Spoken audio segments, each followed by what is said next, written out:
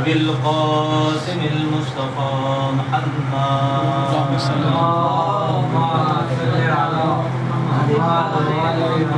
ولعنة الدائمة على أعدائهم ومنكر فضائلهم وغاصب حقوقهم من الآن إلى قيام يوم الدين. أما بعد فقد قال الله تبارك وتعالى في كتابه المجيد وهو أصدق الصادقين وقوله الحق. بسم الله الرحمن الرحيم.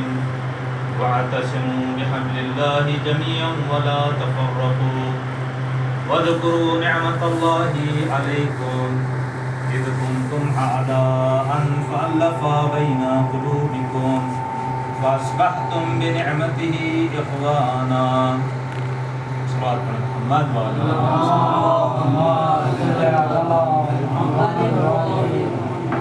عزیزان محترم، ارباب عطا، عطاداران مظلوم کربلا،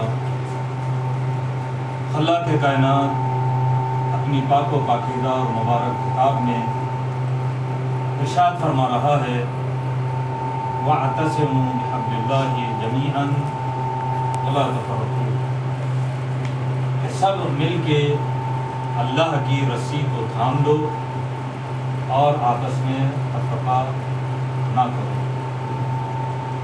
وَاذْكُرُوا نِعْمَةَ اللَّهِ عَلَيْكُمْ، اور تم اس اللہ کی نعمت کو یاد کرو جو اللہ نے تم تک نازل کی ہے، بھیجی ہے. اذ کنتم اعداء فالف بین قلوبکم، اور یاد کرو کہ جب تم آپس میں ایک دوسرے کے دشمن تھے تو اللہ نے تمہارے دلوں کو آپس میں جوڑ دیا، دلوں میں آپس میں محبت قائم کی. فاصبحتم بنعمتہ اخوانا، بس تم اللہ کی اس نعمت کی وجہ سے آپس میں بھائی بھائی. عزیزان محترم، اس آیہ شریفہ میں سورہ آل عمران کی آیت نمبر 103 میں پروردگار عالم نے چند احکام اور چند باتیں ہم سے کہی ہیں کہ جس کے اوپر عمل کرنا ہم سب کے اوپر لازم اور ضروری ہے. سب سے پہلا پیغام تو یہ ہے کہ اللہ کی رسی کو مضبوطی سے ساتھ تھام لے اور آپس میں تفرقہ نہ ڈالے. دوسری بات اور دوسرا حکم اللہ کی طرف سے یہ ہے کہ اللہ کی نعمت کو انسان یاد کرتا رہے اور اس کا ذکر کرتا رہے، کیونکہ وہ نعمت ایسی ہے کہ اگر دشمنی بھی ہو تو اللہ اس نعمت کو یاد کرنے کی وجہ سے دلوں کو آپس میں جوڑ دیتا ہے اور محبت پیدا کرتا ہے. ایک صلوات پڑھیں محمد وعلی.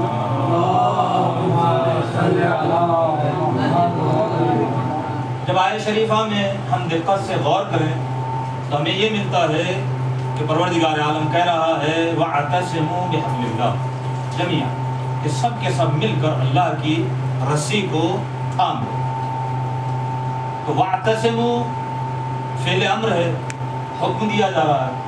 جب اللہ حکم دیتا ہے فعل امر تو اس کا مطلب یہ ہے کہ پھر وہ حکم ہمارے لیے واجب ہے، وہ حکم ہمارے لیے ضروری ہے.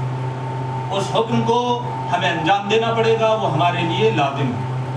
جیسے پروردگار عالم نے کہا اقیموا الصلاۃ، نماز کو قائم کرو، تو پھر نماز کا قائم کرنا ہمارے اوپر لازم ہے اور ضروری ہے، ہم پر واجب ہے. ہم نماز کو ترک نہیں کر سکتے، نماز کو چھوڑ نہیں سکتے. کیوں؟ کیونکہ اللہ نے اقیمو کا نماز کو قائم کرو اللہ نے حکم دیا ہے، اور جب اللہ نے حکم دیا ہے تو وہ حکم ہمارے لیے واجب، لازم اور ضروری ہے. اسی طریقے سے آپ آ جائیے وَآتُوا الزَّكَاةَ، پروردگار عالم نے کیا ارشاد فرمایا ہے اور کیا حکم دیا ہے کہ زکوٰۃ ادا کرو، زکوٰۃ دو، زکوٰۃ نکالو. تو یہاں پر بھی صیغہ امر ہے وَآتُوا، زکوٰۃ ادا کرو. تو صیغہ امر جہاں پر بھی آیا تو وہ وجوب کے اوپر دلالت کرتا ہے، لزوم کے اوپر دلالت کرتا ہے کہ وہ کام پھر ہمارے حق میں لازم ہے، ضروری ہے، ہم اسے ترک نہیں کر سکتے. اسی طریقے سے امر بالمعروف کے لیے اللہ نے کہا کہ وَأَمُرْ بِالْمَعْرُوفِ، کہ نہیں عن المنکر اور امر بالمعروف کرو، وَانْہَا عن المنکر، اور برائیوں سے روکو. تو یہاں پر جو اللہ حکم دے رہا ہے کہ اچھائیوں کی طرف بلاؤ اور برائیوں سے روکو، تو یہ حکم بھی ہمارے لیے لازم ہے، ضروری ہے، واجب ہے اور اس کا اطاعت کرنا، اس کی فرمانبرداری کرنا ہمارے اوپر لازم ہے اور ضروری ہے۔ اب اسی طریقے سے جتنے بھی فروع دین ہیں، جتنے بھی احکام ہیں، اگر پروردگار عالم نے امر کا صیغہ انجام دیا ہے اور امر کا صیغہ استعمال کیا ہے تو اس کا مطلب یہ ہے کہ پھر وہ امر، وہ کام ہمارے اوپر واجب ہے، لازم ہے، ضروری ہے۔ اب یہاں اس آیت میں سورہ آل عمران کی آیت نمبر 103 میں اللہ کیا کہہ رہا ہے؟ وَاعْتَصِمُوا بِحَبْلِ اللَّهِ جَمِيعًا وَلَا تَفَرَّقُوا۔ اللہ کہہ رہا ہے کہ اللہ کی رسی کو مضبوطی سے تھام لو اور اختلاف نہ ڈالو، تفرقہ نہ پیدا کرو، یعنی پھر اللہ کی رسی کو تھامنا ہم پر لازم ہے اور تفرقے سے دور رہنا ہم پر واجب ہے، ضروری ہے۔ ایک صلوات پڑھیں محمد و آل محمد۔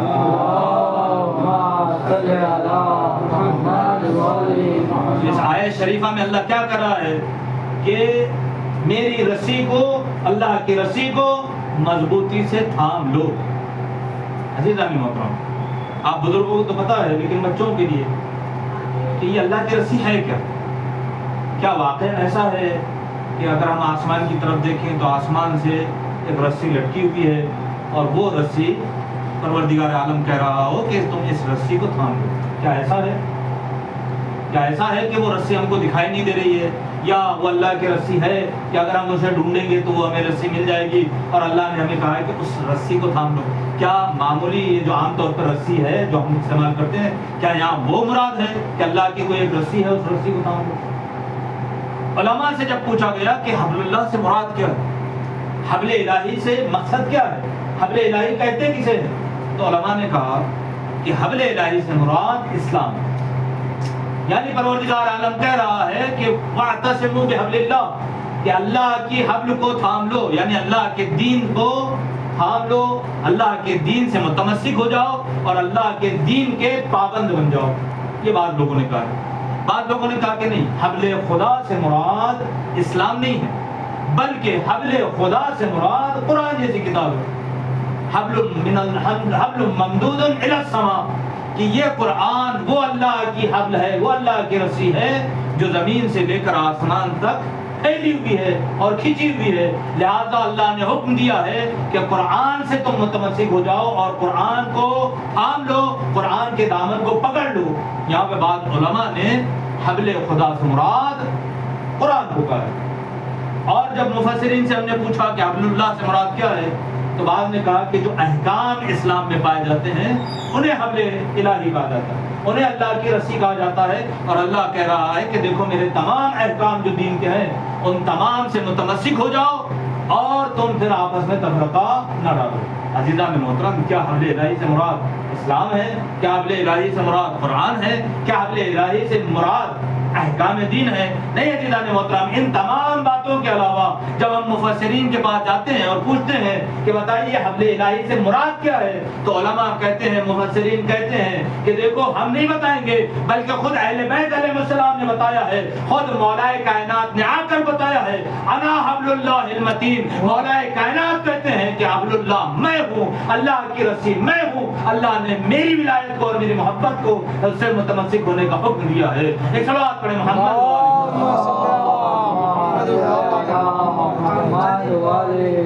عزیزان محترم، حبل الہی نہ پھر اور کوئی چیز ہے بلکہ حبل الہی کیا ہے؟ مولا کائنات کی ولایت اور مولا کائنات کی محبت، اس سے متمسک اگر انسان رہے تو پھر حکم الہی کا وہ پابند کہلائے گا اور حکم الہی کا فرما بردار کہلائے گا۔ اور کیا کہا آگے؟ وَلَا تَفَرَّقُوا، کہ انسان حبل الہی کو تھام لے اور پھر تفرقہ نہ ڈالے۔ اس کا مطلب کیا ہوا؟ اس آیت میں جب ہم غور کریں تو مطلب کیا نکلے گا؟ مطلب یہ نکلے گا کہ اللہ نے اس آیت میں حکم دیا ہے کہ محبت و بھائی چارگی کے ساتھ انسان رہے اور حبل الہی سے متمسک رہے، یعنی ولایت و محبت و ولایت علی سے متمسک رہے۔ دو باتیں ہو گئی۔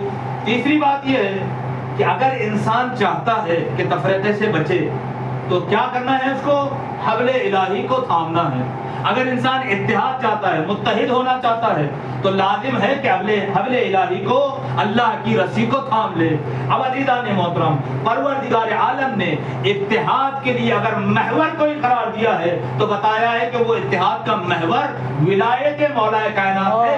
اگر اتحاد چاہتے ہو تو ولایت مولا کائنات پہ آ جاؤ، اگر اتحاد چاہتے ہو تو محبت مولا کائنات پہ آ جاؤ، کیونکہ اتحاد سوائے محبت و ولایت علی کے کہیں پہ بھی نہیں ملے گی. صلوات پڑھیں محمد وآل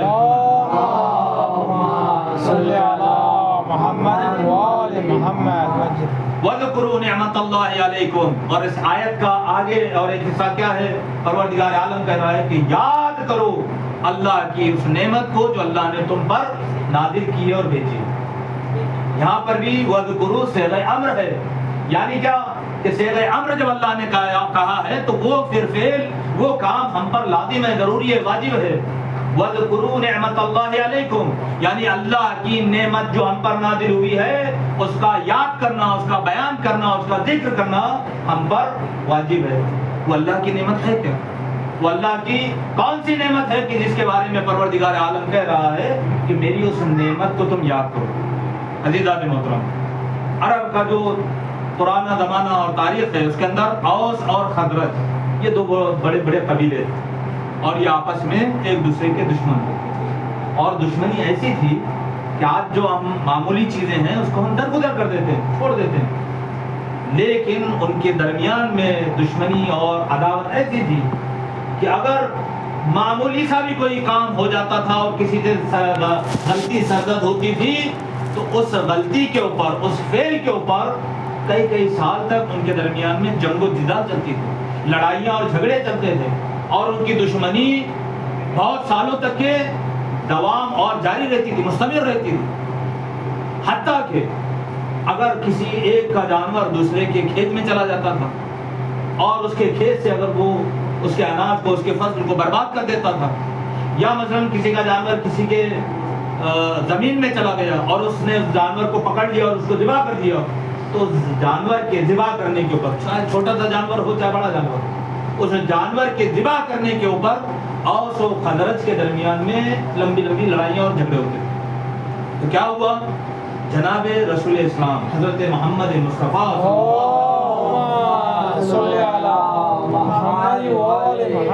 جب ان کے درمیان میں نازل ہوئے اور انہوں نے ان دونوں کے درمیان میں صلح کروائی، ان دونوں گروہوں کے درمیان میں صلح کروائی، تو جناب ختمی مرتبت کے وجود کی وجہ سے ان کے درمیان میں صلح ہو گئی، آپس میں محبت بڑھ گئی، اور یہ سالوں کی لڑائیاں، سالوں کی جنگیں ختم ہو گئی. کس کی وجہ سے؟